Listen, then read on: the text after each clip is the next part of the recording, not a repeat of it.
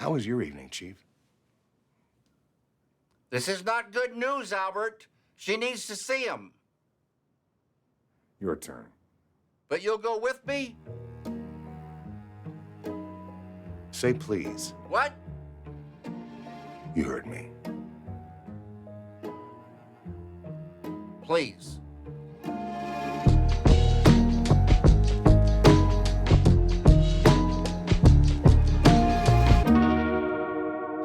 Welcome to the show about the show, the podcast. This is episode 461. My name is Will, coming to you live via Skype on a hidden computer in my desk. Joining me, as always, is Ben, and I know how much you love them, but there's more to life than cars. Hi, Ben. Hello. And, of course, Atticus is here. This podcast might require a slight change of attitude on your part. Hi, Atticus. I'm working on it. This is a show currently about Twin Peaks. Today, we're talking about The Return Part 7. There's a body, all right. We also have a Patreon where we release a bonus hangout show every week. That's over at patreon.com/Dr. Skeleton. Subscribe to us on YouTube. All right, lads, who would you call if you woke up in the woods totally stoned, not knowing where your car went? Who's number one?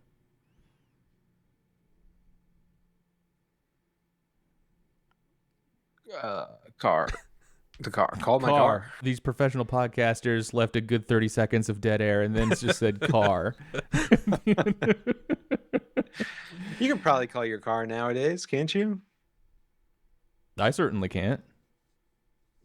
Can you have a fancy car that you can call? I don't know. I don't know why I thought. I guess I don't know what the phone number would be, but So he can't even call his phone. Can't call like- his car, but he assumes we can all do it. You're like familiar with cars, right? You haven't been like frozen in, like an ice block for 400 years. in like 2004, my parents had a Chevy Suburban, something like that, and it had the OnStar. Oh yeah. Your car could push a button. We never did it, but I think the idea like was call you could for push the button. navigation.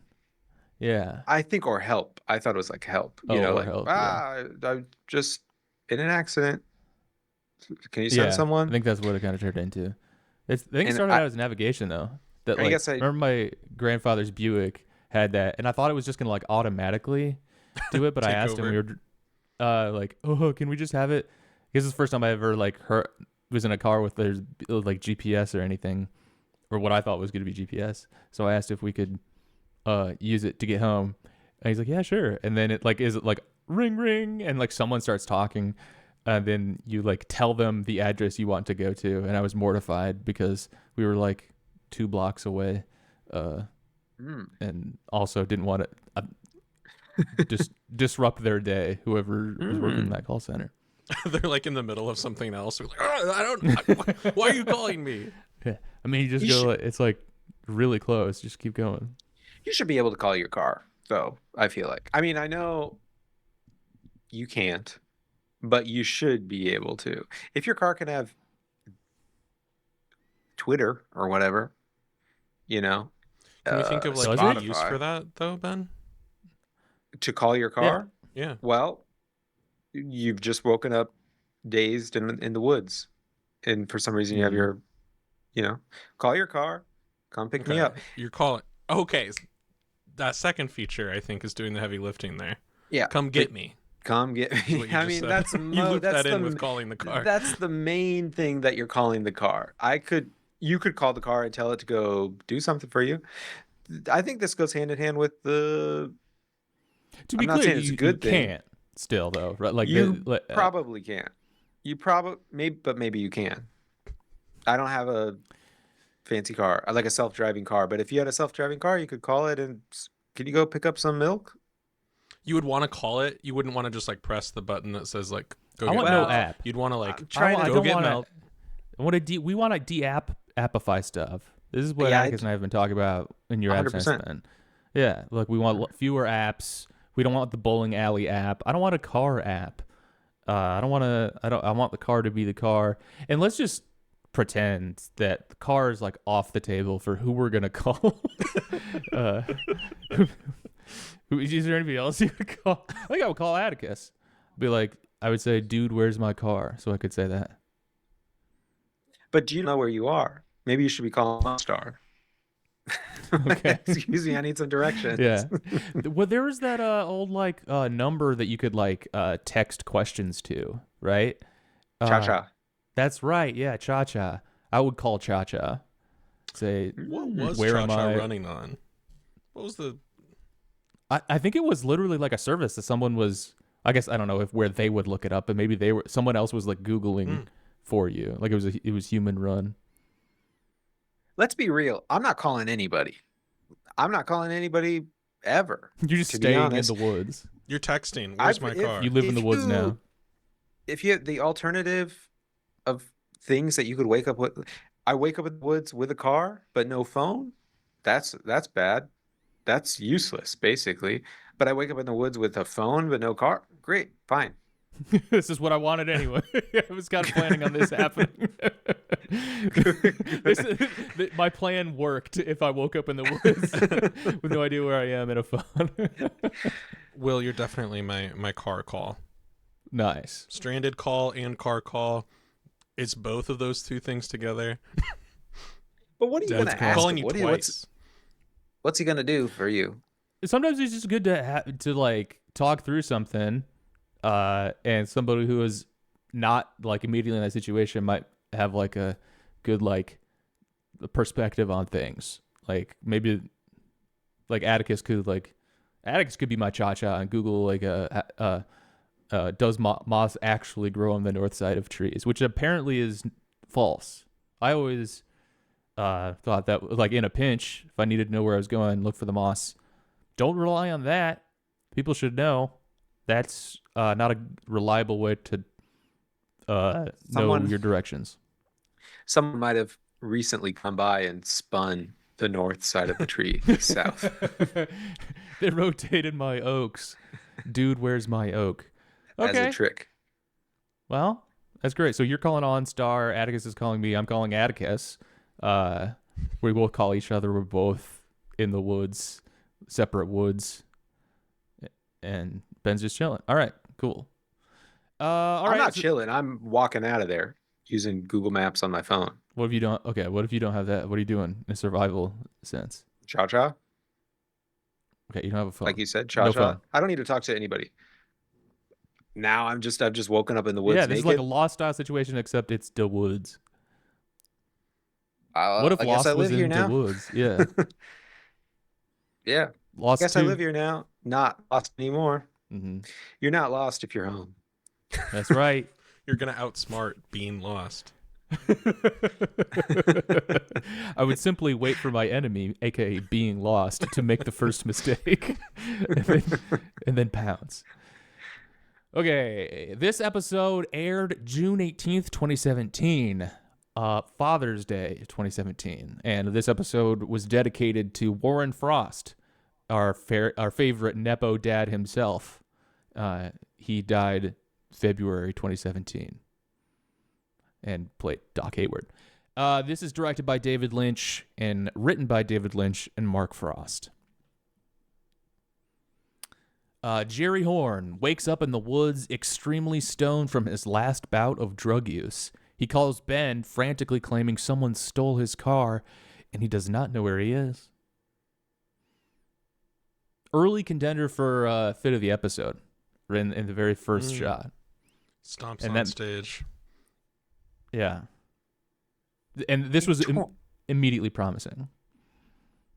I mean, I guess I agree with you, the episode thing, but I don't know. It's not that good of a fit. It's 2017, man. Do old guy stoners dress that way still?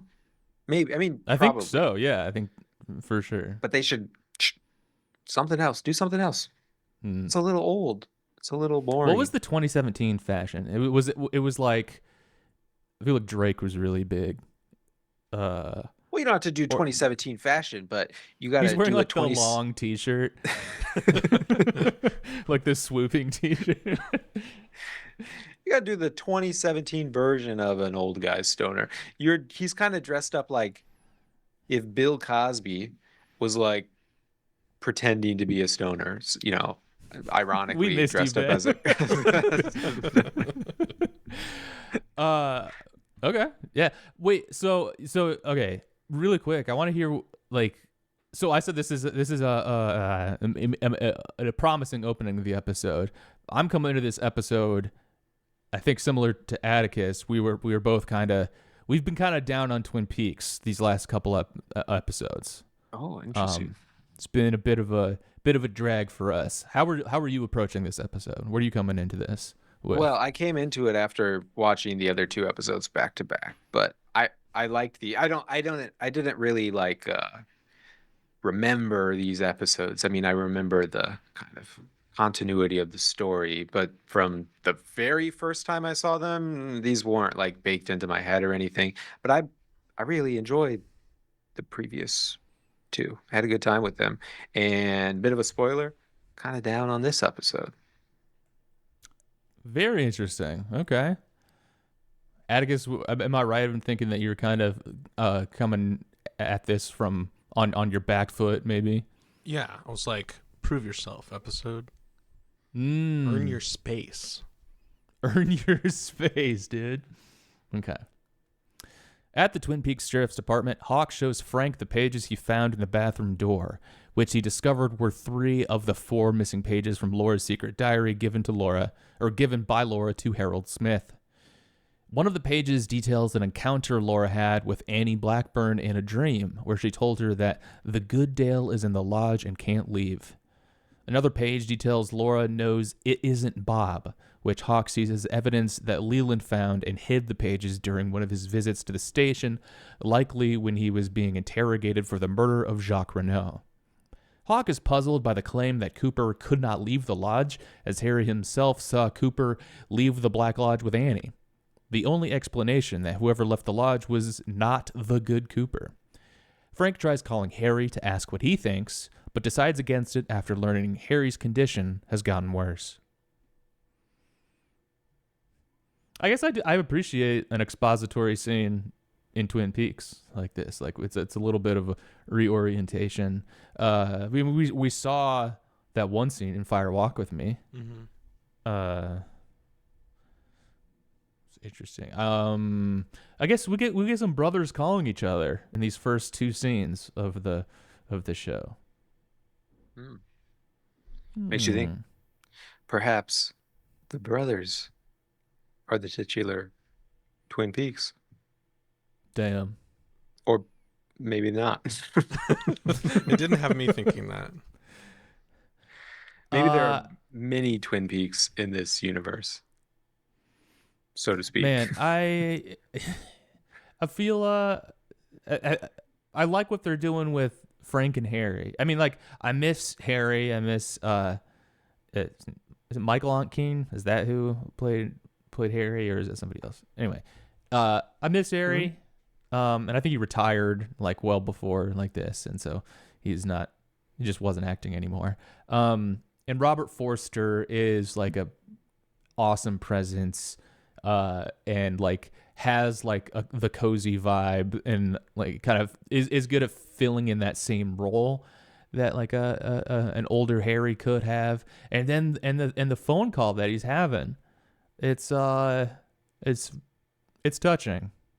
It's he was gonna ask him his advice, but you could tell that he's from his side of the conversation. Harry's tired and he's sick and he's going through tests, and he's like says, "Beat this thing for me." And I don't know. Do me a favor. Yeah, beat this thing for me. That was really sweet. What do we think it's about this? It's interesting what David Lynch like chooses to because we've seen him recast characters that didn't want to be in Fire Walk with Me, but then for the return, it kind of seems like he's just taking people's participation, like willingness to participate, as his like what he's going to be working with. It's kind of an interesting. That's a good point. Yeah, because we recast Donna like right away, and she's like a main character. Like you could recast other. I mean, but honestly, I feel like, well, I don't know. I wonder what the reaction would have been if it was like it's Robert Forster as Harry. I'm gonna put on my producer Cap and say they've got so many characters in the return though compared to Fire Walk with Me or anything else, that maybe you're kind of doing the mental calculus that like you don't you can write around missing a few people because we've got a billion new characters and we've got way more than you would probably expect of old characters, the timeless characters as well. And like timeless actors that weren't necessarily major characters in the past either. Harry Dean Stanton. Yep. People like that. Yeah. Andy interrogates a local farmer regarding his truck, the same one Richard Horne accidentally killed a young boy with earlier. The farmer refuses to explain who was driving the truck at the time of the incident, but arranges a meeting with Andy to explain everything. Andy giving the benefit of the doubt to this guy, doing some police work. Andy's doing like his best police work in my, okay, putting on my police mid cap. Leave it on. I'm surprised you didn't start the episode with it this time, because you always do. He's doing the most work he's done in the past. That we've most seen. work he's done. Yeah, I mean, again, he did save Harry's life. He did get that one guy. So that's true. And he's been doing all this paperwork stuff with Hawk and Co. back in the. But everybody knows cops. It's not paperwork. It's shooting people, and dealing with that car accidents and shit like that. Planting evidence. Yeah, these sorts of things. I get it's nice to see Anthony.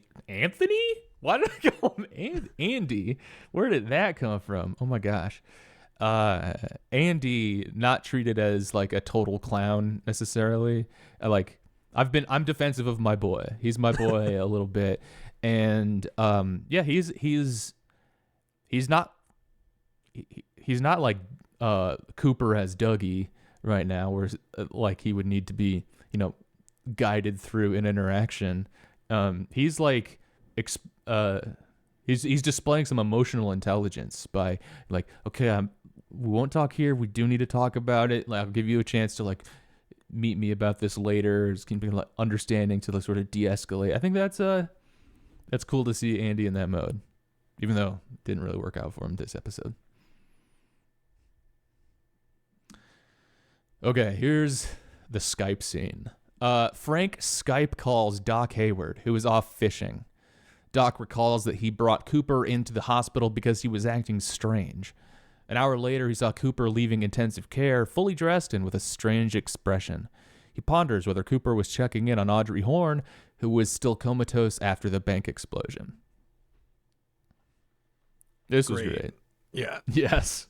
This is like what you think is cool and what you want as like such a young child, but I love the it was so good screen. Yeah, I love that he had it, that it's not like the FBI or anything.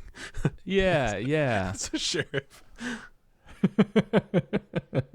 And he seems like somebody who like, oh man, the Twin Peaks Sheriff Department never really like would get on with computers, but we see they've got like mission control in the back. And that he's basically got his, like, maybe even better if he like puts on like a VR headset and starts doing Mission Impossible gestures or something. But I mean, that was great. The hidden computer, the name checking Skype. I assume that's because like they could get Warren Frost on like a good day when he's feeling okay to do this that one time, and like he could only get on Skype, I guess, or something. And so like the watermark get rid was of that logo in the shot. Already screen recorded. I don't know. But I guess so. Audrey, we hear that Audrey didn't die in the explosion, at least not immediate, or not in the explosion. I guess she may or may not still be alive. She was in a coma. Interesting. And the other thing we learned is that Doc Hayward had an excellent breakfast that morning. Fresh caught fish, an English muffin with huckleberry jam. Making it sound pretty good. You guys eat fish for breakfast? No. I don't eat fish at all, Ben. Mm-hmm. You raw fish? I'm off fish. Do you eat fish Still for working breakfast, on Ben? the sunny. I'm still working the sunny side of the river, though. Yeah, I mean, I'll eat. I mean, I guess the most common one would be like lox, though, right? Like Sure. smoked salmon or something like that. But I like I was that. doing That's good stuff. past couple weeks. I was doing a lot of like fish for breakfast, like cooked What kinds of fish? like- Whitefish. white fish, white Okay. fishes. Yes. Nice. I'm more of like a granola for breakfast kind of guy. Hmm. But the I guess an English muffin with huckleberry jam sounds like it could be real good. Lieutenant Cynthia Knox arrives in Buckhorn, where she meets with Detective Mackley. Initially treating the discovery of the prints as another by-the-books case, she is shocked to learn that Major Briggs's prints actually came from a body. Constance Talbot shows her the body, which she notes belonged to a man in his late 40s and died within the last few days. Lieutenant Knox calls Colonel Davis about this development, who points out that Major Briggs would have to be in his 70s if he died recently. Lieutenant Knox informs the Buckhorn staff that it will most likely not be their investigation for long. Meanwhile, a mysterious dark man walks past the morgue.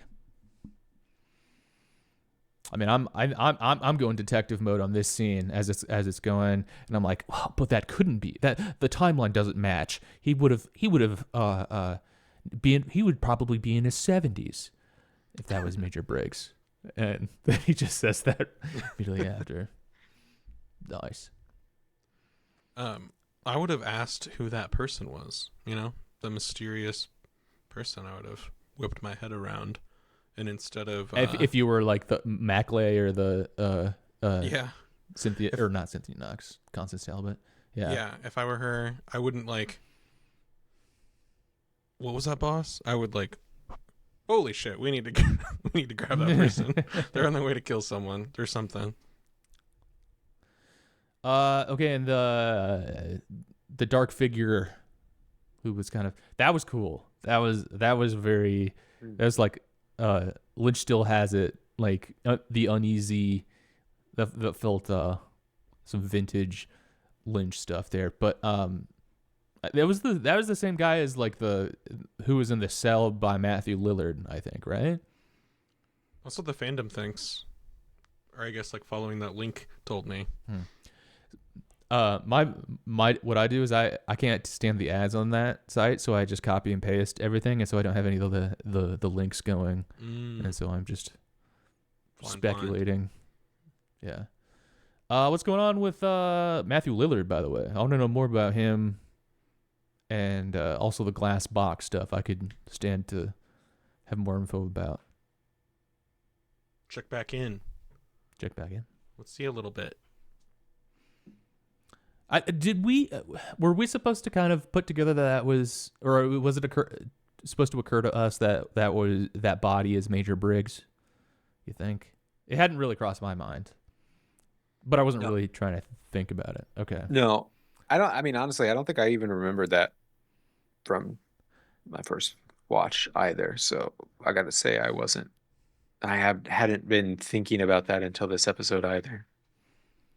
It was. I kind of asked because it elicited a reaction from me that I noticed, and I haven't quite been able to think all the way through or figure it out. But I was when I realized, like, oh, that's Major Briggs. I felt like especially like more shocked, even though there's no new information. I guess like it's before it was sort of like, oh, some random guy got chopped up. I guess I didn't care as much until, or like it didn't hit me that like the gruesomeness of that body's condition until it was possibly this guy I knew. I don't know. It's kind of a stupid observation, but or I don't know, maybe I'm falling on the wrong part of that chart that people like to point out. Like if you're good at caring about people near you or away from you. You know what I'm talking about? I have no idea what you're talking about. I haven't, Good but at- I would love to triangulate everyone I know on that. Albert reports to Gordon. Actually, I guess let me pause. Do we want to talk about Davis here? We want to talk about Knox. We want to talk about Briggs. You know, I guess headless Briggs doesn't match up. We have seen Briggs's head floating in space earlier. I thought it was just sort of like maybe a matte of his head, but maybe just like a video effect. But maybe it really is a disembodied head situation. Maybe they just put his fingerprints on a body. Yeah, or it's not him at all. Yeah, fingerprints are a big thing. How chill would you be being like told zero information? Like if you were a Mackley, like I feel like I wouldn't keep my cool very well with the amount of like, I obviously know something, I'm not going to tell you. Like, yeah, think I that mean, would that's drive me crazy. the trope usually is like when this jurisdictional jockeying takes place is like, you know, like, oh, this is my case. This is my case. No. mm-hmm. I guess if I was like, I mean, I'm all for if someone else wants to like do my job instead, like go for it, dude. I don't care. But like ostensibly, maybe I got another line of work because I'm curious about who kills people, and so therefore I would want to know. But like, No way. I mean, I do the work that I do because I got into it because I was curious about it, and still all the time I'm like, oh, you want to do this? People will, you know, try to steal a project from you or something like that. I was like, hell yeah, take absolutely. it, my friend. I would Yeah. love to not do this. Mm-hmm. Great. They Also, find out that when I'm sheriff of a small town that I keep like claiming that every interact or every criminal incident happens right on the state lines, and so the FBI has to do all of my work every time, dragging it to the line, Braun style. Exactly. I feel like we could do an updated personality exam that asks, would you, if you are a sheriff and you find a headless body, are you A, dragging it to the state lines, B, upset when the FBI takes jurisdiction, or C, going to continue investing? You know, I really tell a lot about you. I'd recuse myself. I don't think I'd be fit. I don't think I can be fit to be the sheriff for this case. I can't be the detective for this case because I was, in fact, the sheriff of the town where this person lived. Where it took place. Yeah. You're recusing yourself of everything. I do love the concept of I got to recuse myself. It's just like, all right. I mean, you're taking like a personal day is what's happening. Like you can't just be like, it's great. Actually, I mean, I'm pro recuse. I think we should adopt recuse and use this more often, like in our lives. And it's a way that's like, you're sort of like, this is me ethically not doing my chores or something. Recuse myself from cleaning the bathroom. I recently bought stocks in toilet cleaning supplies, so it would be unethical. Be a for conflict me to... of interest. You know, I've used that toilet a lot before, and so. In fact, because it's my mess, it should be you cleaning it. I'm just too close to it, you know. If I do it, I'm not going to do a good job.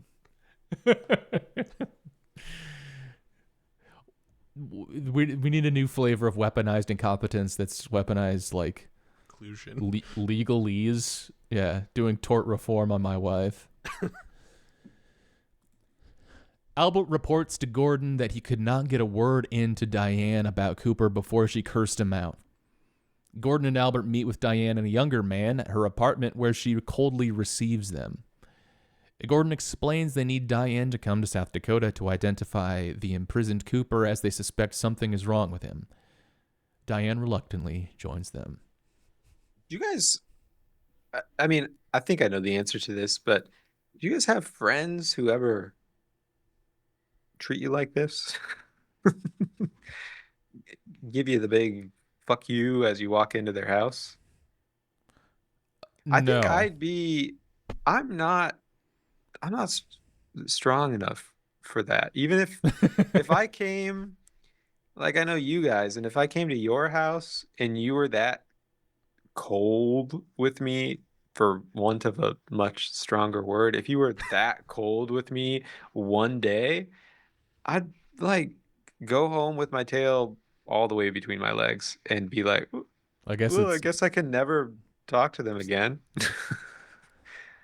I mean, I think that's embedded in this scene. That I don't think it's like Gordon is like constantly being like stopping by, like, oh, it's just Diane's way of saying hi or something. I think there's clearly been like a massive falling out that like they never thought they would see anybody each other ever again, and so this is like a despite that you have to I guess I should say I would go home immediately with my tail between my legs. So sorry.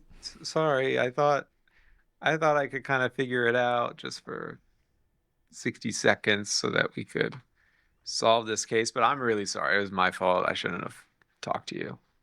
Guess Gordon Cole is made of stronger stuff than you, Ben. 100%. Yeah. He powers all the way through. FBI, champ. We're friends of Diane. He was doing some ear training ass whistling in his office. I was thinking about you, Atticus, because I know you're doing some ear training. He was hitting some complex intervals. It was nice. With the explosion, a very peaceful, serene explosion behind him, right? Yeah, mushroom cloud photo behind him. Yeah. Gosh, I'm so glad that I just assumed like we were never going to see Albert ever again so many episodes ago, because every new scene is like, oh, cool, more Albert. It's like all gravy every time I see him. And this was another fantastic scene between the two of them.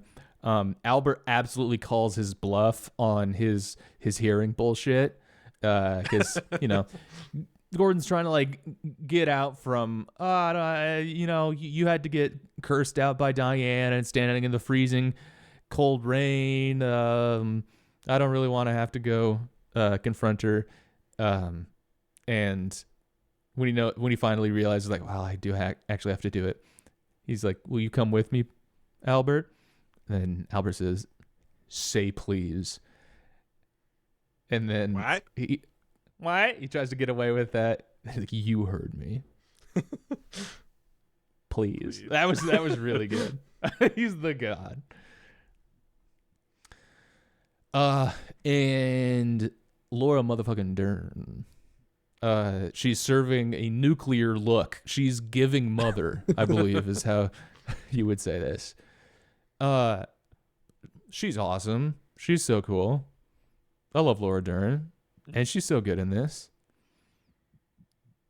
Awesome hair, awesome like gown she's got going on. Awesome like entertaining of a younger man leaving the apartment. Awesome apartment. I love everything about Diane.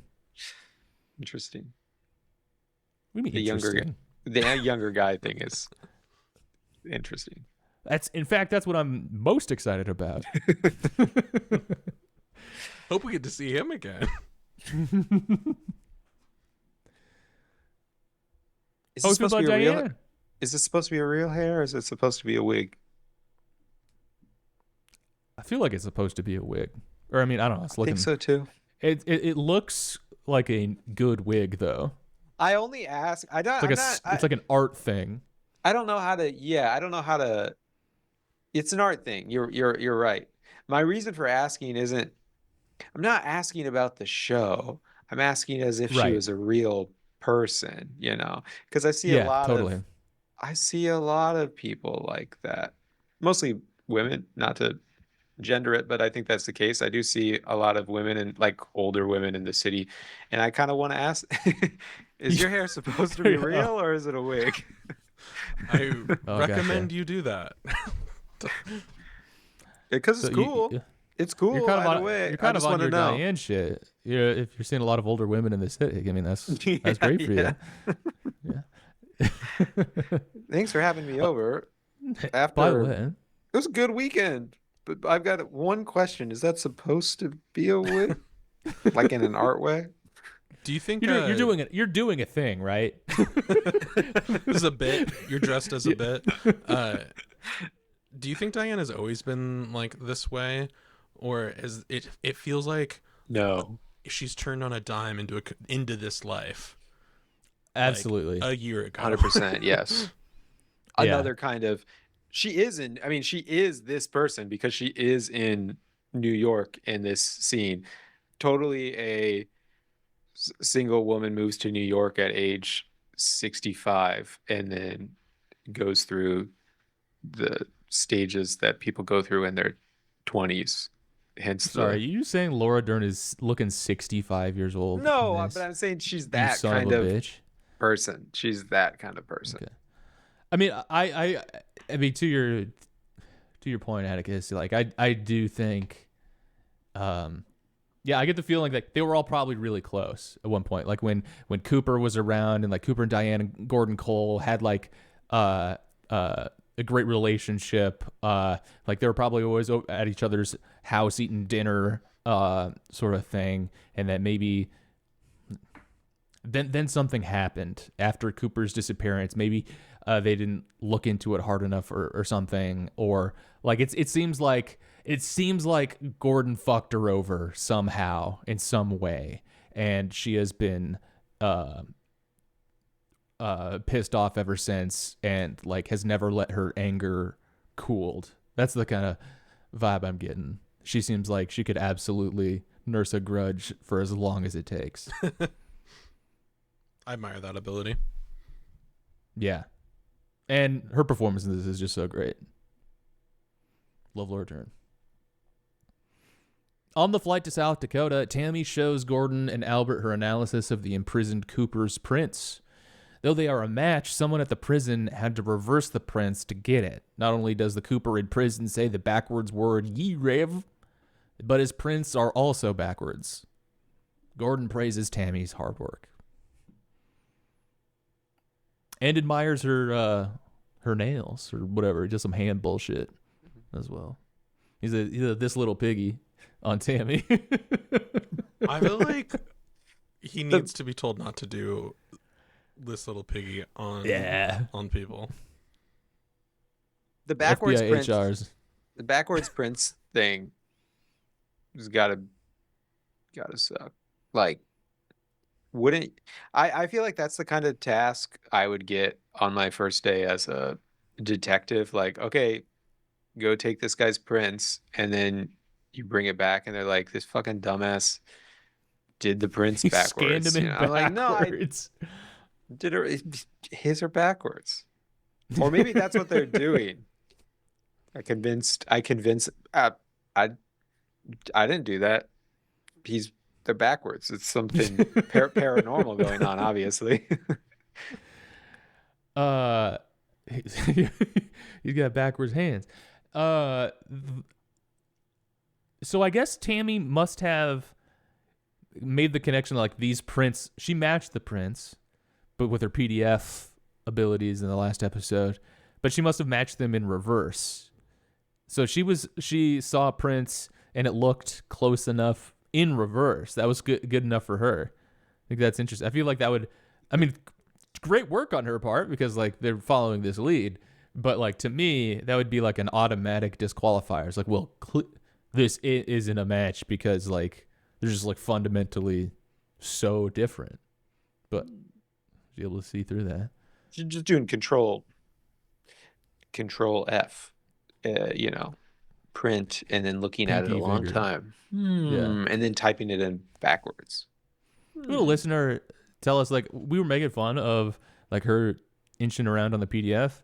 Apparently, that's pretty realistic, is what listener told us. That like that's just how it's. I mean, other like Cooper's Prince or Doppelganger would have been in the system. Like you wouldn't need to necessarily do that, but like if you needed to kind of do this analysis by hand, apparently that's like what you would do. You'd be looking really. What? I'm confused. You'd be looking when really. she was like. She was just clicking on like the window. I thought it looked really funny because like she was just navigating the PDF like extremely like slowly. It looked like she was like bad at using the computer is what I thought was happening. Or it was like But we had clunky you're like saying- computer screen in a movie thing. But yeah, we had somebody tell us that seems to be pretty accurate. A confirmed detective. Well, not a Or detective, just but it was like a an PDF impressive user. That is actually what a PDF looks like.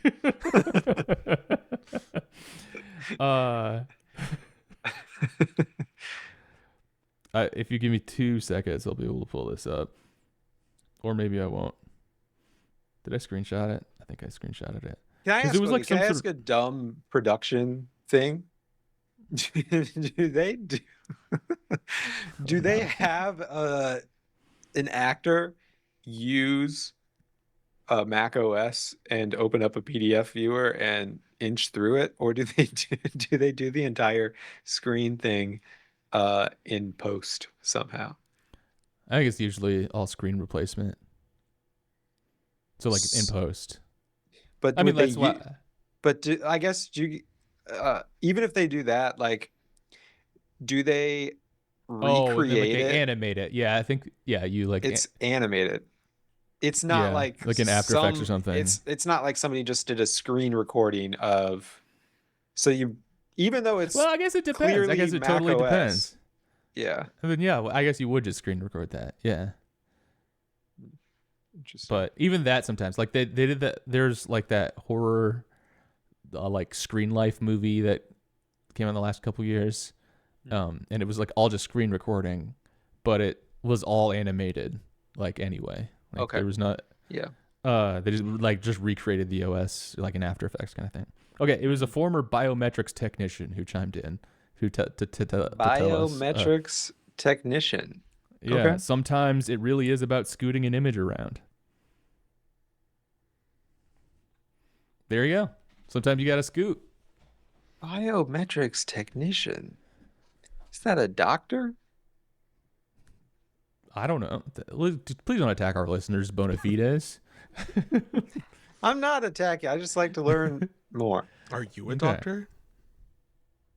No, but it sounds like you're like a physical that's like a physical therapist or something. I don't know. I'm coming around on Tammy. I'm liking her more and more. At first, like I found her performance to be like. I mean, yeah, it's weird. There's a lot of it's Twin Peaks, whatever. But I wasn't really like digging it that much. But she's growing on me. Literally the exact same opinion of all of the guys in the show who work with her too. I think this is where we get the only known photo of the doppelganger before. So good. I wish that was the only known. What is your only known? What is your dream only known photo of you? I mean, that's for them it. To present. Yeah. He's posted up outside a mansion in Rio, looking like a Manosphere Instagram pic.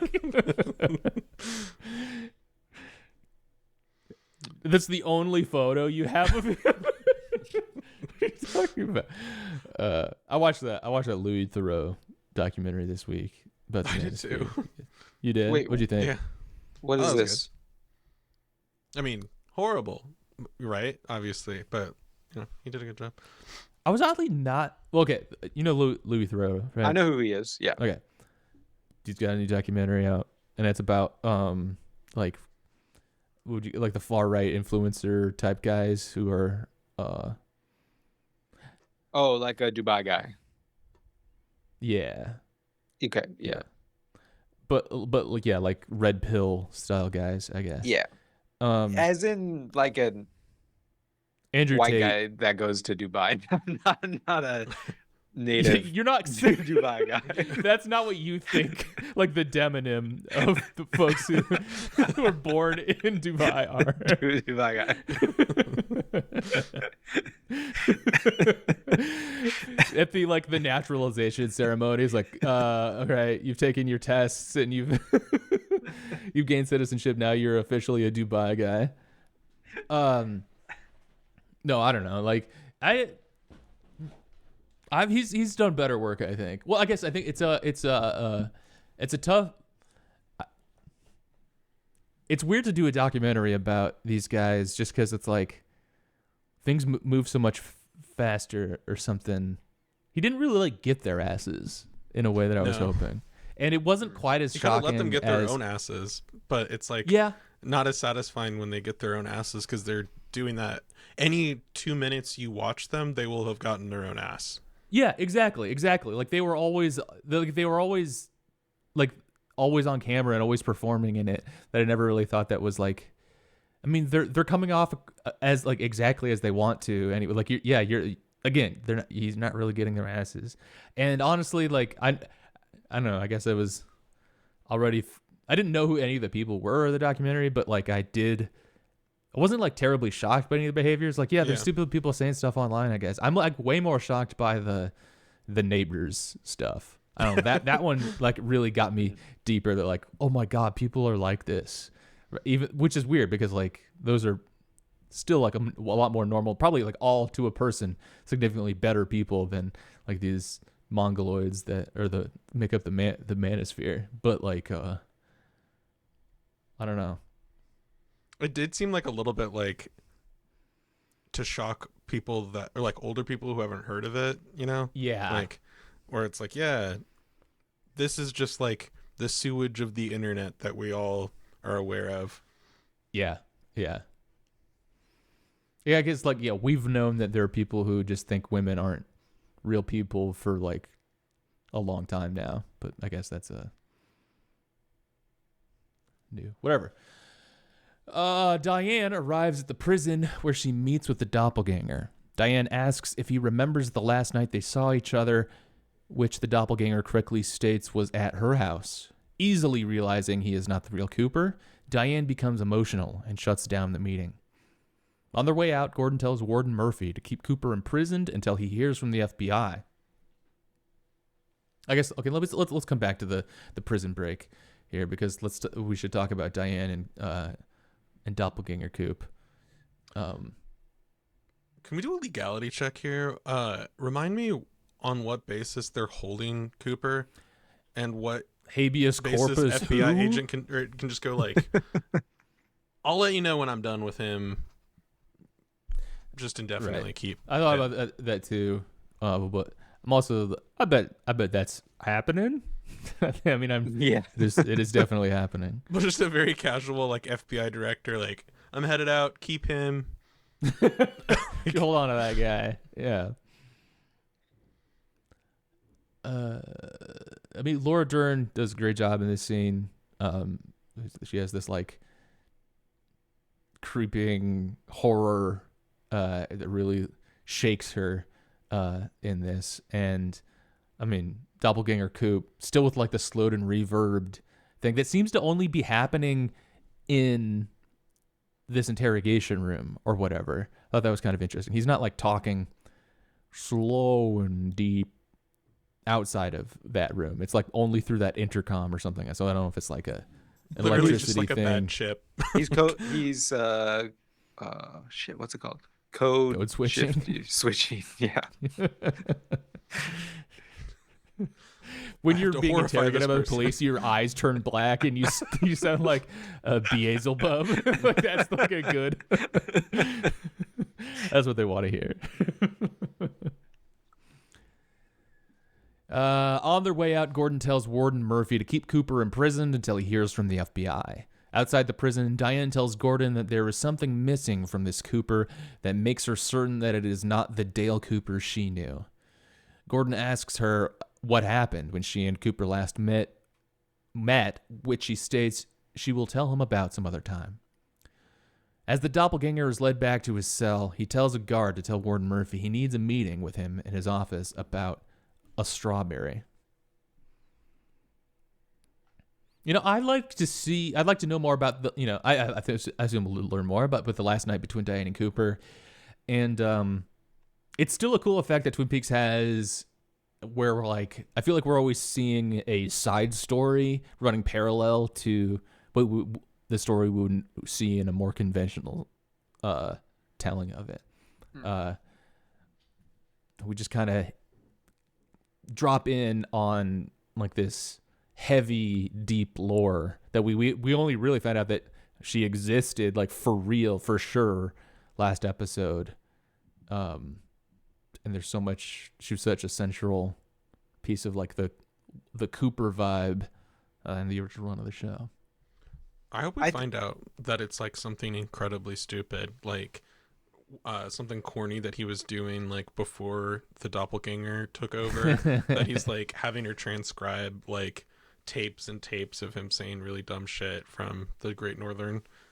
Mm-hmm. You wouldn't stop doing your Bill Cosby impression. You got too much coffee. Just practicing the accent over and over. I'm gonna need you to write this down. Well, he was getting really into Tibet, and then he started thinking he started doing a voice. Andy waits at the meeting place for the farmer, who is over half an hour late. Unbeknownst to him, the farmer's truck is still at his house with the door wide open. His informant a no-show, Andy leaves.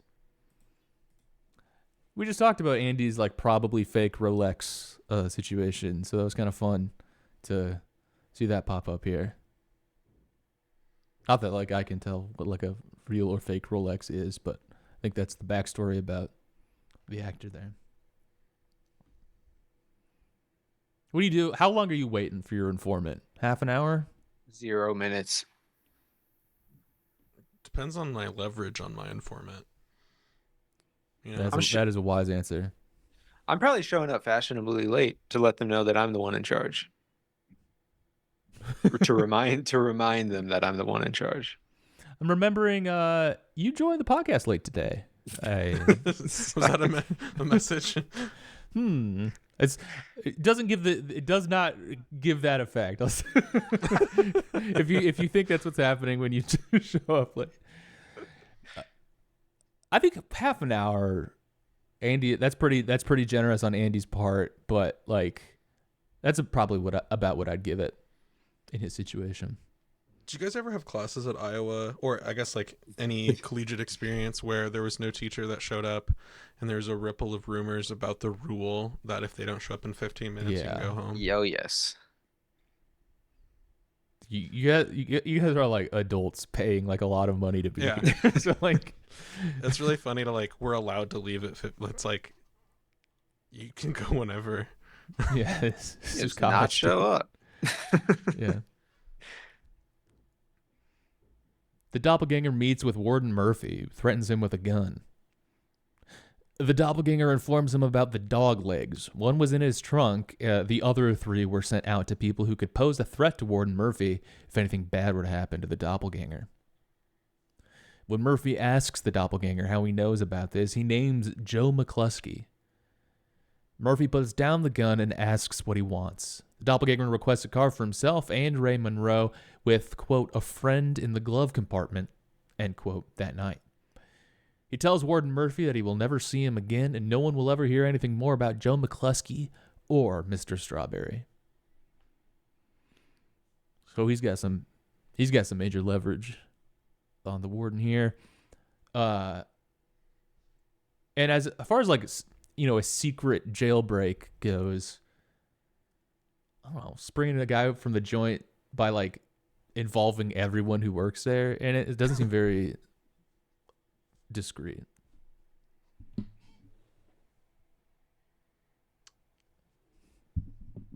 What's going on with Mr. Strawberry, we think? What's do you think that's just supposed to be an evocative thing? You think we're going to learn more?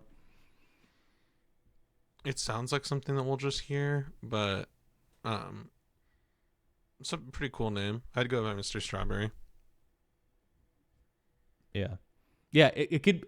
It's either just totally evocative and we'll never hear more again, or somehow the next 10 episodes are dedicated to this, to be like get really down in the dirty details. To your point, okay, sorry, I this slipped my mind earlier when you said it, but to your point about there being all of these parallel stories, I think the thing that makes it unique is that I shouldn't say that, but kind of a lesser series or piece or whatever would do. This isn't to disparage this other thing, but by way of example, it would do something like this is a dumb example too, but the barbarian thing of you watch half a movie or whatever, and you reach sort of like a critical point. Like that's a common thing. You see a story 90% of the way through, reach kind of a critical junction, and then you whiplash into another perspective, back in time, and then work your way up until the same critical point. And I don't know, you do that twice or three times or something like that. For sure, like all the way through. Yeah, sure, yeah. I mean, it happens a lot. This is not a Zach Kreger unique to him trope or anything like that, right? Like other things, many other things have done that too. But I think the thing that's so interesting about The Return, and I guess it's like true throughout the earlier seasons too, is that it's not like this follow a story up until a critical point thing. It's literally just like a dozen different storylines that are interwoven together, happening at the same time, or maybe not, but being presented to you kind of in parallel.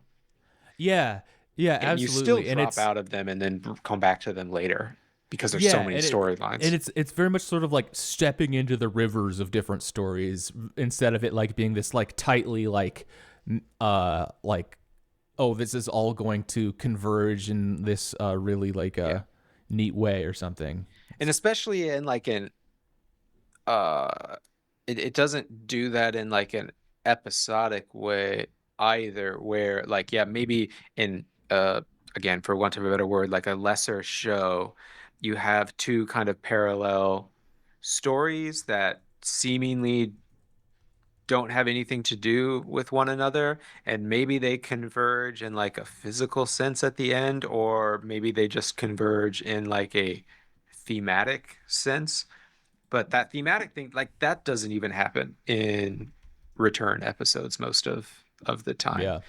It's just, like you said, a river of different stories. A river of different stories. River so of... true. I love that. Whatever. Yeah. I love it. As Janie E. waits outside the office, Cooper scribbles on his desk while Anthony Sinclair... Maybe that's where I got Anthony. There is an Anthony here. Okay.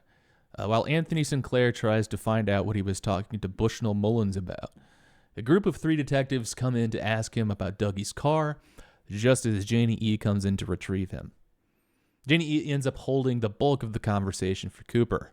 The detectives explain the car was involved in an explosion that killed some members of a car theft gang. The detectives leave, somewhat intimidated by Janie E.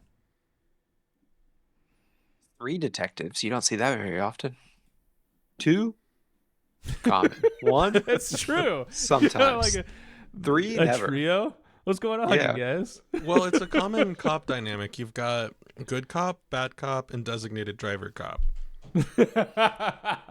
Well, you're onto something with the car thing. We could have trios of cops if they made cop cars in the style of like 1950s cars, where the front seat is like a bench. Seat. The 3 guys pushed up against each other. That's awesome. And that's David Koechner. Who I was going through his IMDb. This guy works more than anybody else in Hollywood. He's a big time that guy. He's like the I think bald cop. Okay, yeah. Yeah. I assume that's Anchorman. who You meant. probably know him from lots of comedy stuff. He plays Mr. E in The Bitch Who Stole Christmas. You guys Tight. remember that one? He definitely is the king of that guy. Yeah. Just had looked him up and had those words flash in front of my face. Oh, it's that guy. Oh, that fucking Yeah. guy. You don't really want to see him, but you'll get through it. Oh, I like seeing him. Okay. I appreciate the work of Mr. Keckner. So yeah, Janie, Atticus and I were not big on like the Cooper. Cooper as Dougie here is really wearing thin, and so has worn quite thin for us, Ben. Wow. There was like the first scene where he like eats the pancakes or whatever, and then every scene after that has been pretty painful. Really? Okay. Yeah. And this was less painful than it had been in previous episodes, because like, and we still got a little bit of it, but then Janie E like does pretty much take over, so we don't have to do like every sentence. We have a really long why don't you expectant answer? pause. Right. Yeah. Well, this is where Janie E says, "There's more to life than cars." When the cop asks, like, "Did you like Great. report your car stolen?" A great line. Completely agree. Yeah, why would I report it? You pissed your cares? pants. Are you gonna like change? There's more to life than pants. Having clean pants. Oh yeah. Oh, Mr. Clean Pants. Let me just go around everywhere with clean pants all the time. Okay. God, do you see how ridiculous that sounds? That's what you sound like. Here's you. Oh, I don't want to have piss in my pants. Oh. You're changing as soon as you piss, don't you? Come on. I should have watched this a day earlier. I went through TSA yesterday and they pulled my bag aside, and then the woman was like, normally they open it right away and they're like, "What's in here?" Nice. But the woman was Compliment like, your belongings. Isn't that nice? It's sort of like the Trader Joe's checkout. They're like, "Excellent underpants, sir." she was like, "What's in your bag?" And I was thinking like, I don't know, just open it. You'll see. And And you shouldn't have said that. You'll see. You'll all see. and I kind of stumbled. I just wasn't expecting that. And so I was like, I don't remember, because I was really tired. And she was like, "You don't remember what's in your bag?" And I wanted to snap back, but I couldn't think of anything because I was really tired. But I should have said, like, yeah, there's more to life than remembering what the fuck is in your bag. Just open it. You're gonna open it. You failed the test really bad, Ben. Whatever. I was fine. I'm here. I now. agree though. I wouldn't be able to remember what's in my bag. I was at the grocery store today doing self-checkout, and I got like a drink, and so I like had that in my basket, like not in a bag, and I finished paying. As soon as I finished paying, I opened the drink and took a drink, and from behind me an employee laughed, and I turned around and they were like looking at me, and I was like, "What?" And they're like, "Oh, just a meme on my phone or something." And I felt so stupid. I was like, I felt very Let me see the nosy, meme. too. What's going on? Yeah. I felt very nosy too. That I was like, "What are you all doing over there?" You were the "what's his name" lady is what you became. Oh man. Do you guys, when you hear self-checkout, are you guys thinking about like examining yourself for testicular cancer? That's always what I imagine when I hear the word self-checkout or see the word self-checkout. You hear it as a command. Yeah, and No. I've learned that's not where you want to be checking for testicular cancer. No. But they do have that helpfully positioned mirror. It's the really like distorted one around the corner. you have to get your nuts up real close to it. I like it because objects in mirror may be larger than they appear. Something like that. Or appear larger than they are. Whatever. I scratched that out so I don't feel bad about it. Can I continue the chain one more level deeper? Every time I go to the doctor, I do the yearly physical, she always asks me, "Do you know how to self-examine what you're talking about?" And I'm like, "I think so." I literally say that every single time. I think so. And she's like, "Okay, great. Make sure to do it." Without doing a knowledge check. Yeah. What do you think you're doing?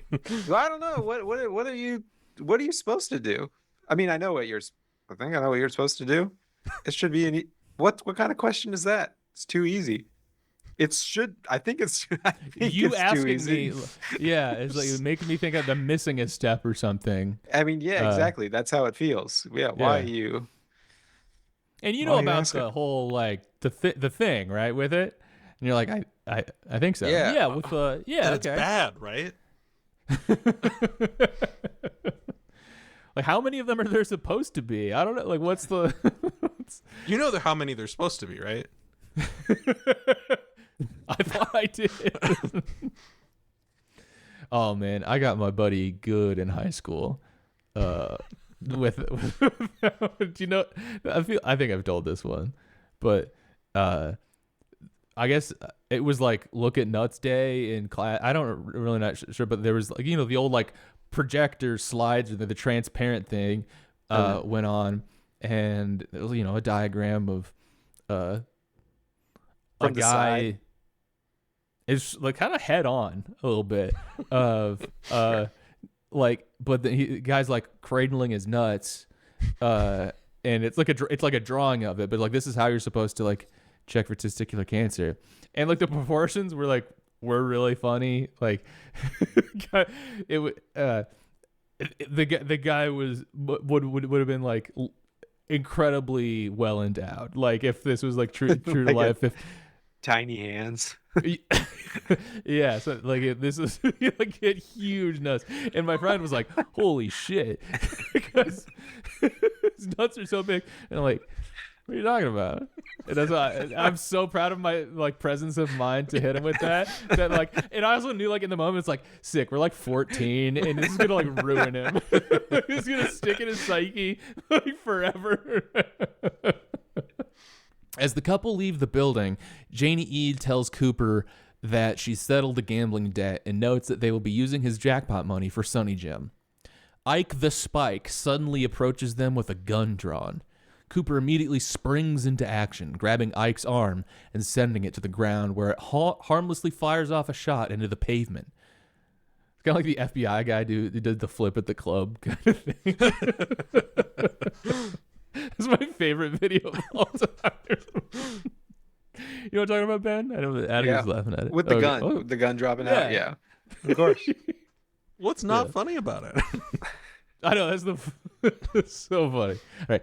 He then karate chops Ike's neck while Janie E. chokes the would-be assassin. The evolution of the arm appears to Cooper, insisting that he squeeze Ike's hand off. Cooper ends up squeezing Ike's hand so much a piece of skin becomes stuck to the gun before with another karate chop, Ike painfully retreats. Come on, write your shit a little bit better. Various witnesses are interviewed about the incident, all expressing disbelief at Dougie Jones's actions. A forensic investigator removes a piece of Ike's skin from the gun. So this is Dale Jason Bourne Cooper. Doesn't know who he is, where he is. Oh my But he God. knows the license plate for every car in the parking lot. He knows his exits. He can run for flat out for 9 minutes at this altitude. Does anyone bother to ever fact check Jason Bourne when he does that? You know, it's like, nope. That's a good point. Yeah. You got like, 2 minutes okay. before you're done.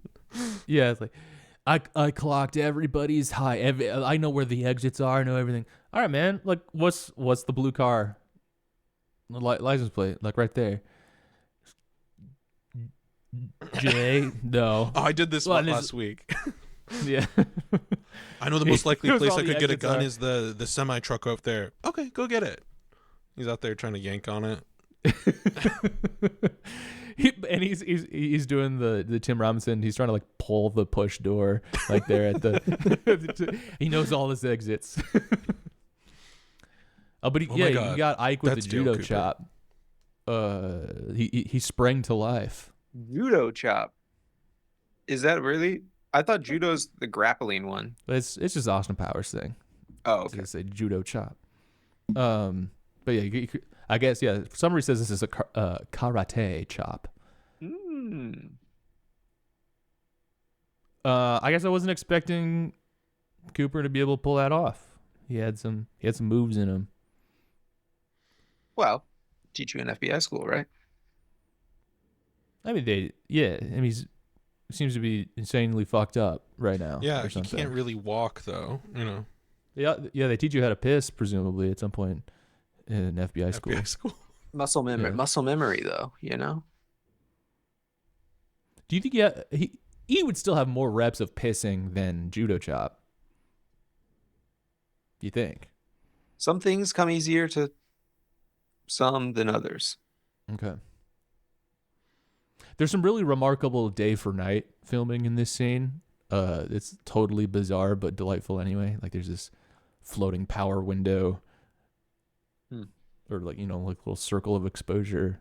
I think they try to make it look at it like it was night. Very goofy. Any thoughts on Ike the Spike here? It's kind of odd he gave up on finding another Spike. You know, he's like, that was my Spike. That was the titular Spike. Yeah. I'm going. It's good. Yeah. If I can't do the Spike, I'll do a gun. Seems like an odd choice. Yeah, I think like if he had to do it again, I think he would probably stick with find a Spike again. Like go with what works, what's worked for you in the past. You don't need to like change up in the middle of the job. Also, think if I were a little person, I would use. I was a little person assassin. I'd be finding a way to use that to my advantage. I need to hear examples. I want to hear things you could like. I don't know, hide in his cabinets or something. in a vase. Yeah. Well, we've seen The Man with the Golden Gun. We've seen Knick Knack before. He had some good I don't remember attempts. that at all. Is that the Christopher Lee one? Yeah. You don't remember Knick Knack? The little No. maybe Belgian. He's Belgian or something like that. I can't Oh, remember the wait. actor's name. Wait, was he like his butler or something? Yeah. Okay. I forgot that he was. He's got a pretty was squeaky little. voice, you know. Okay. You forgot that he's oh, interesting. Yeah. It's a pretty notable part. Sure. At the Great Northern Hotel, Ben, Horne, and Beverly Paige try to find out where a mysterious ringing noise is coming from. Beverly then gives him an old Great Northern key that came in the mail, with Ben commenting they switched cards long ago. He then realizes the key belongs to room 315, the room Special Agent Dale Cooper was shot in. Beverly is ignorant about Cooper and the murder of Laura Palmer, which Ben expresses amusement at. Beverly then returns to her home where she meets with her sick husband, Tom. Tom is suspicious about her recent whereabouts, which frustrates Beverly. Beverly being ignorant is kind of a funny loaded way to phrase that. Yeah. Beverly is totally out to lunch about knowing who Laura Palmer was, which is very funny for Ben to be like, you don't know who Laura Palmer was? She was this child I was sleeping with and then died. Yeah, like this is pretty like heavy, like you're very close to this like whole like tragedy weird for you to kind of This, scoff it like might that. honestly be your fault in a way. Big time. This is, yeah. He also has too many suspicious artifacts in his office that could be ringing. I thought that was pretty funny. That, like, plausibly, like, anything in here could be making a weird fucking noise, dude. You have Oh the man, weirdest office of all time. on my flight yesterday, there was an older woman in front of me who, and Shelly, who I think maybe she was hallucinating or something, but she kept calling over flight attendants for the entire flight because she was convinced that there was a hole in the airplane and she could hear air leaking in. Oh, And they jeez. asked her, "Where do you hear it?" And then she'd point at the air vent thing. And we're like we responded at a certain point because the flight attendants were involving other people in the area, like, "Do you hear anything?" Oh "I my don't God. hear anything." And we're like, "No, I don't hear anything." And the woman was like, "It's coming from here," and then pointed at the thing that's supposed to leak air. Yeah. And the woman was like, "Oh, it might just be leaking air from there, but it's safe. Sorry if it's annoying, but like I can't hear it, and also it's safe." And she was like, "No, it's definitely a hole in the plane." And the flight attendant finally had to offer, "I can go get the pilots for you if you want." And then the woman was like, "Ugh, of course I don't need a pilot for this. I just need to fix the hole in the plane." He's like demanding to be let out onto the wing while it's mid-flight to patch it up. Oh my God. Yeah, if you think that like the integrity of the plane is compromised, I feel like You should probably get a pilot. You tell a pilot. One of the first people that should know about this. Being offered the pilot, I feel like, is kind of wild to me. I mean, I haven't been on a lot of flights that I've to compare, but have you ever heard someone being offered They're to gonna, go get they're the gonna pilot? do the like duct tape me to the chair before they're gonna offer to do Yeah. the pilot. I did consider maybe this is a good ruse that she's pulling to, do Get the something to pilot. the pilot, but no, she literally scoffed at the, "I don't need a pilot." Imagine the flight attendant be like, "All right, I'll go get the pilot," and then she's making like a big deal of trying to like tug on the door and like can't get through. And they're like, "Oh, I guess I can't," And she's both feet up on the wall. It was very much an offer made in frustration, Yeah. and intended to not lead to getting the pilot, but yeah. And then so did she like No, she just kept deal complaining with about it. She just was really worried about it. And then And this so was a even if you think it's a hole, it's like clearly it hasn't affected. We're good. We've been doing fine, so it must be okay. This is a 12.5-hour flight, and you've been complaining about it for like 10 hours now, so we're good. Yeah. That's so funny. I thought that Beverly and Ben looking for like this ringing noise in his office was like an elaborate foreplay. I thought this was headed towards them making passionate love. Did anyone else think that? Actually, I see what you mean this time. Yeah. I've thrown you under the bus in recent weeks about reading things from certain characters, but I agree with you on this. I thought it was leading there too. Yeah. And Beverly and Tom, how do we feel about them? I thought we were supposed to kind of maybe know who Tom was, but I think we don't, right? Tom Page? He's like a new guy. Yeah. No.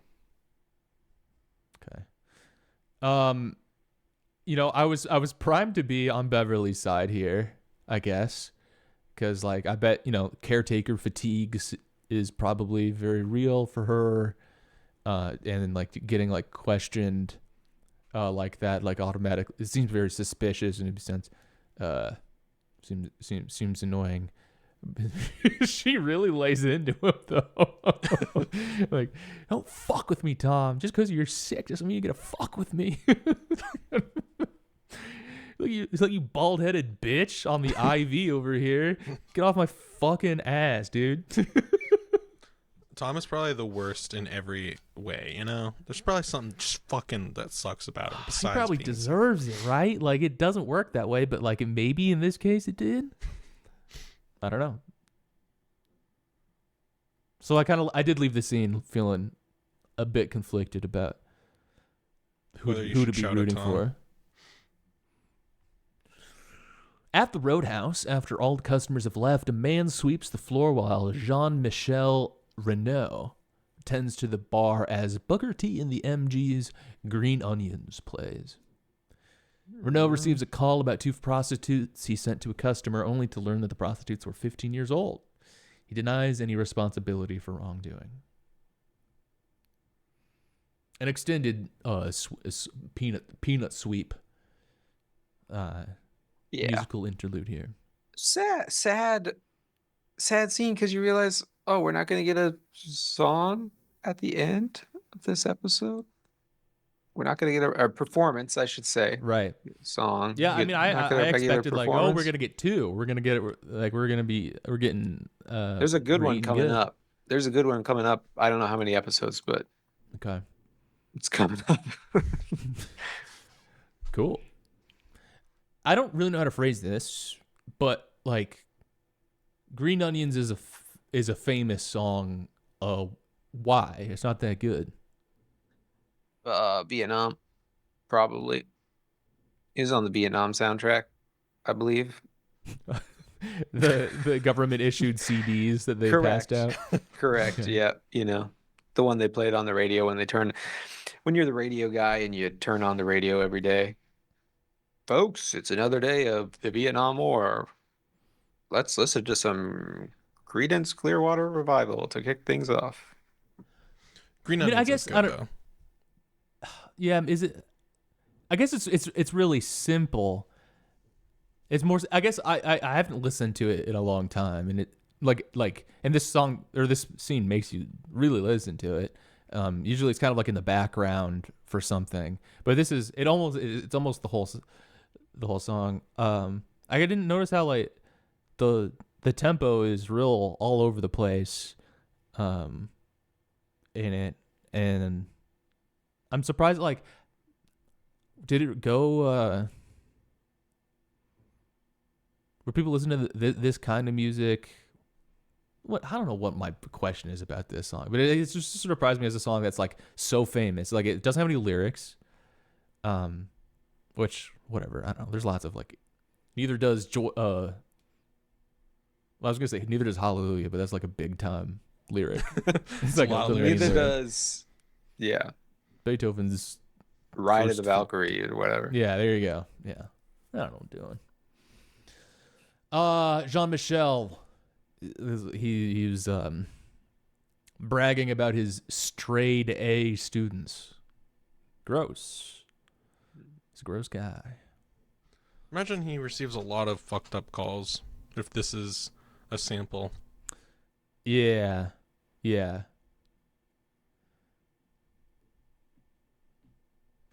The doppelganger makes his exit from the prison with Ray Monroe as Warden Murphy watches.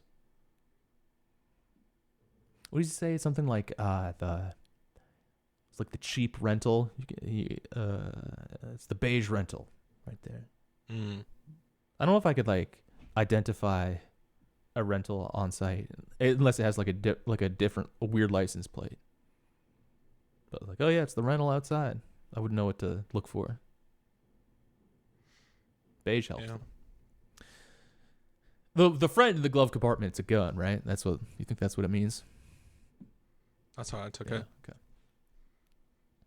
Late in, yeah, I would suck at any time. I don't even know what kind of guy this is. It's not really the kind of guy, but like there are a lot of things like that are said like this in movies. I guess especially crime movies where, damn, I'd just be confused. You know, someone says, I need 10 G's and a little friend in my glove compartment. Otherwise, I'm going to kill you.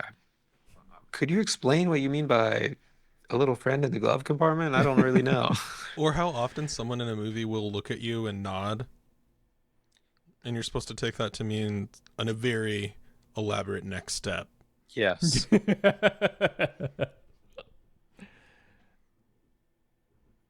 Late at night at the Double R Diner, Heidi and Shelley serve customers while Norma goes through some paperwork. A man runs in and asks if anyone has seen Billy before running out again. I wonder what's going on there. Keep Really don't wondering. have much, to say about that scene. Okay. Any final notes on the episode? Any before we get into our superlative section here? No.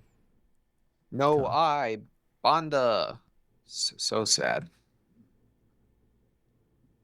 What? Yeah. There's doesn't mean no. There's no band. There is no band.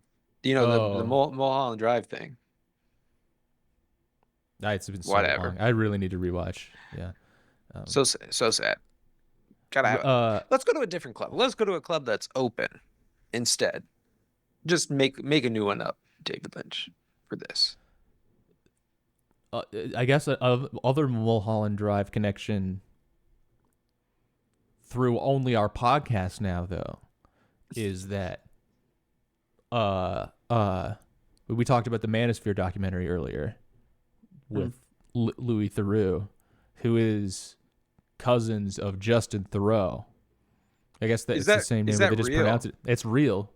They're cousins. American and British pronunciations of the same name? Is that what you're saying? I suppose so. Theroux and Theroux. And there's Henry. We have Henry David over here. So I wonder if that's why Justin. Are they? Is he connected to them too? No, different spelling. There's an X in Justin and Louis. Oh. Theroux. The Roo. If you're half American, half French, you'd be pronouncing it the Roo. The Raux. Okay, outfit of the episode. I'm gonna give it to Jerry Horne. It ended up being my favorite. Took it early and kept it. I feel like I thought of another one that I liked, but that's fine. Nothing much sticking out. This is a all setup to me. I don't like this episode. Oh, which is fine. I mean, I guess it's some necessary stuff going on, but do you have a star performer of the episode? No. I mean, I can try to come up with a fake one, but no. This is like nothing shown to you. This nothing is like shown. a vegetables episode or whatever for me. I guess I don't even want to call it that. This felt like a reward to me. I feel like it was big vegetables last couple weeks. Exactly the opposite feeling. Yeah, literally. I mean, yeah, exactly. Because their last 2 weeks episodes I really enjoyed. Those were really fun. I have a you don't even superpower that I consume them both as vegetables. Oh, you thought this was vegetable? Yeah. You're the synthesis. All right. Were you guys not moved by Laura Dern? No. Were you not thrilled? You weren't? No. You weren't held rapturous? Quivering? No. But I guess I know she's coming. I knew she was coming, so that helped. Wait, was she in the? Sorry, now I because I watched them back to back. Was she in the episode before? Yeah. Was she in the episode before that? No. That okay. No. Just at the end. It was just right? the turning around to say hello, Albert, or something. There was really. This was 99% of her screen time in this episode here. Yeah. Okay. So far. Well, heck, I guess I'm hot on this episode. I'm going to give it a 4. And then my star is Laura Dern. I had a great time. I'm kind of with Ben in terms of I could choose someone if I had to. And if I had to, I'd say Janie E. Some good. Okay. I mean, that was a good scene. But yeah, I mean, I don't think we need to force ourselves into if nothing's standing out to you, I mean, that's how I feel about the outfits for sure. But I did end up actually liking Jerry's outfit. It wasn't the best, but hey, do we think Leo is still like holding the spiders? I hope so. I really do hope that we cut to that. That'd be all right. Yeah. And I guess on that, do you have any predictions for next episode, Atticus? Ooh, I would love to see Leo with the spiders, but that feels an unfair, stolen prediction. I want to see. I need to know what's going on with Bobby. I'd like to see more of him. I thought we were going to see more of him. I agree. I want to see the glass box. So I'm going to say we're going to see some glass box. We'll see some Bobby. And we'll see Dougie walking around not knowing what he's doing. Okay. Ben, you've seen, so you can't really chime in for expectations for. I can't say what I want. Sure. Oh yeah. What do you Fine. I want some more of that big. I want to see some more of what happens, some justice on the child killer. Is it a Bronco? Is it a Ford? Whatever, the big truck. Oh, the big truck? No. The big truck. I mean, Janie's might be driving a Bronco, but yeah, yeah. You see that weird face guy who killed the kid. Yeah. Some justice. Sure. I mean, I can't in good faith give a prediction for next episode because I know of its reputation. I haven't seen it. I understand. Well, I don't know. Ben, should I? I mean, I don't know anything about the content. I just know it's a very famous episode, or like it's a very important one, or something. That's all I know about part 8. Well, folks, thanks for listening to the show. You can write into the show. I didn't give it a rating. You didn't. I'm sorry. Let me give it a 2. Fuck off. I should have stopped. I should have ended the show. Yeah. Give this a 2. What would you give the last 2 episodes? As you were gone.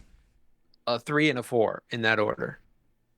Wow. I think I went 3 and 2. I went down. All right.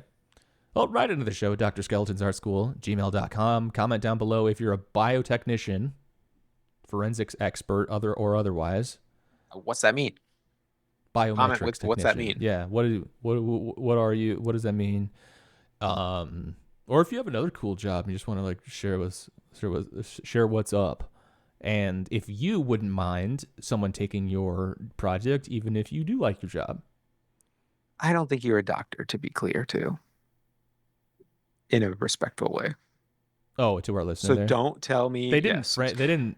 So don't. Well, I know, but I said earlier, isn't that a doctor?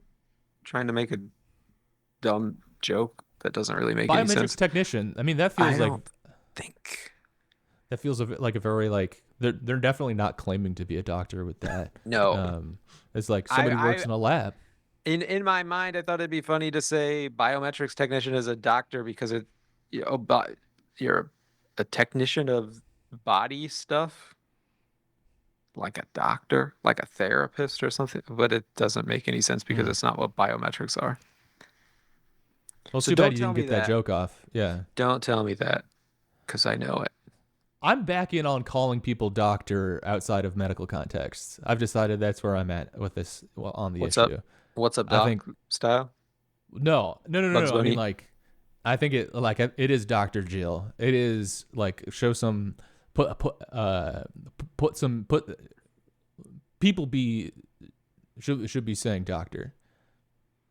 If you just have a PhD, it doesn't have to be. There's no distinction to me. It's all doctor to me. Just a PhD. I know exactly. I feel bad. Like I feel like you should still be called doctor even if you are just a medical doctor.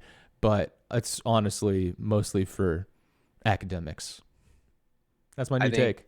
First name basis, everyone. No, I do. I've decided.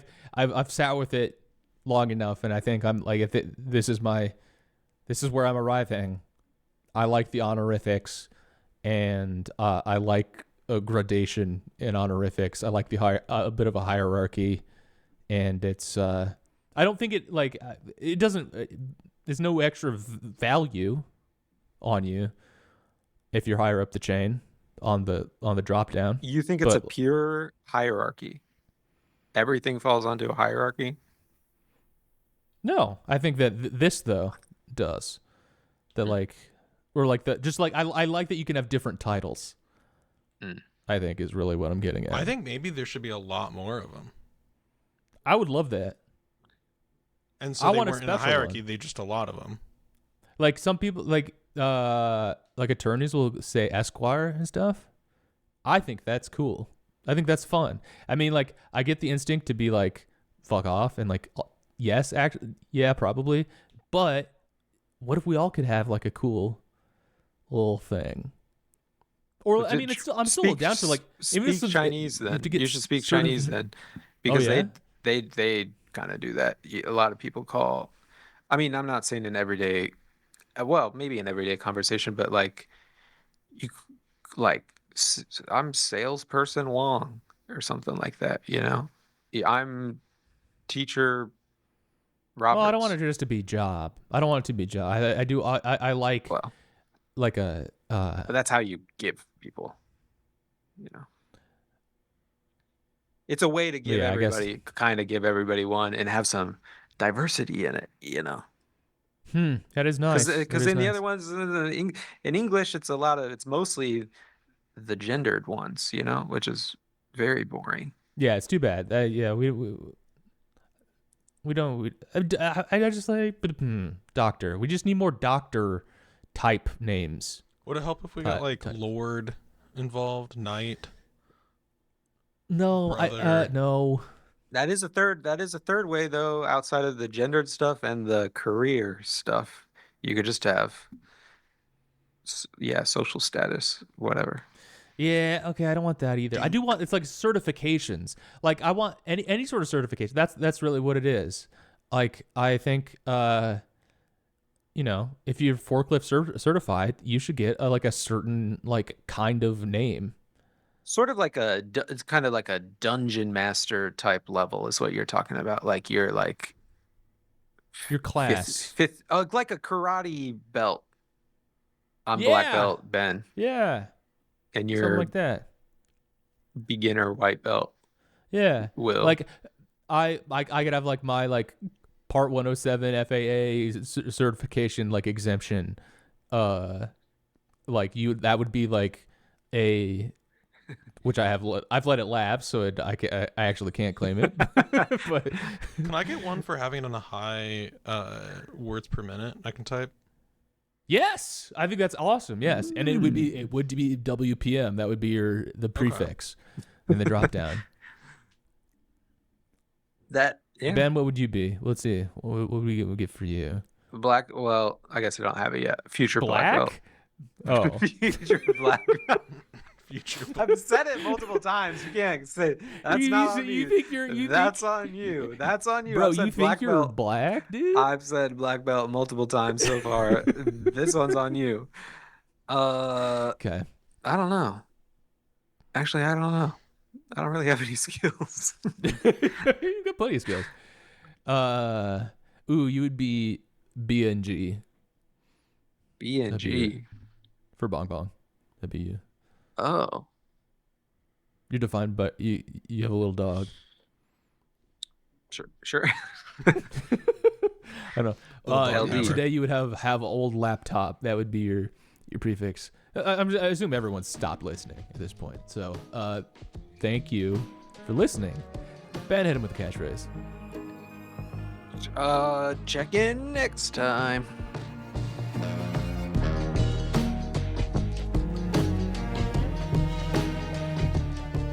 This is a brand new Extra Good podcast. Learn more at brandnewextragood.com.